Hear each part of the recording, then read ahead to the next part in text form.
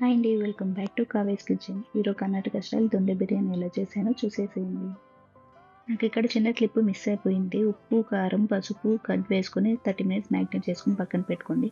కొత్తిమీర, మెంతాకు, పుదీనా తీసుకోండి. ప్యాన్ తీసుకొని ఆయిల్ వేసుకోండి. చెక్క, మరాఠీ మొగ్గ, లవంగాలు, మిరియాలు వేసుకోండి. సన్నగా తరిగి పెట్టుకున్న ఆనియన్స్, మిర్చి వేసి త్వరగా వేయించండి.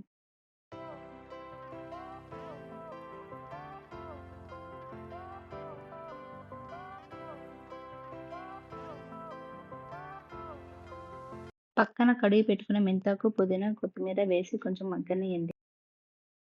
వాటర్ ఏమి యూజ్ చేయకుండా మగ్గనిచ్చండి. మగ్గిన తర్వాత మిక్సీ జార్ తీసుకొని పేస్ట్‌లా చేసి పక్కన పెట్టేసుకోండి. పాన్ తీసుకొని ఆయిల్ వేసుకొని బిర్యానీ దినుసులన్నీ వేసేద్దాం.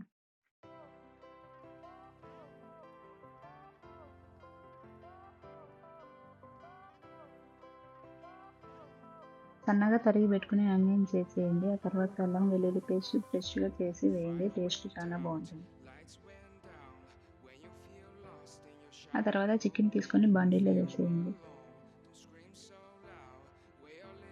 ధనియాల పొడి వేసేసుకోండి. కొత్తిమీర, పుదీనా, మెంతాకు పేస్ట్ చేసి పెట్టుకున్నది వేసేసి మిక్స్ చేసేయండి. ఇక్కడ నేను చిట్టి ముత్యాల రైస్ యూస్ చేశాను. ఒక గ్లాస్‌కి 1 1/2 వాటర్ వేయాలి. ఇవన్నీ ప్రిపేర్ చేసే ముందే మీరు రైస్ నానబెట్టేసుకుంటే బాగుంటుంది. ఇక్కడ నేను కొలతలతో వాటర్ తీసుకొని వేసాను. మీరు ఎన్ని గ్లాసులు తీసుకుంటే అన్ని గ్లాసులతో కొలత వేసి వాటర్ తీసుకోండి. సాల్ట్ ఇప్పుడు అడ్జస్ట్ చేసుకోండి.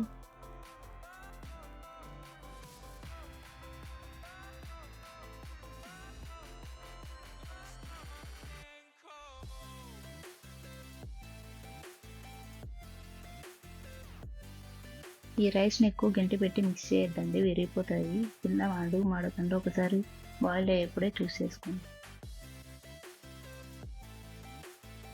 ఇక్కడ మన దొండె బిర్యానీ రెడీ అయిపోయింది.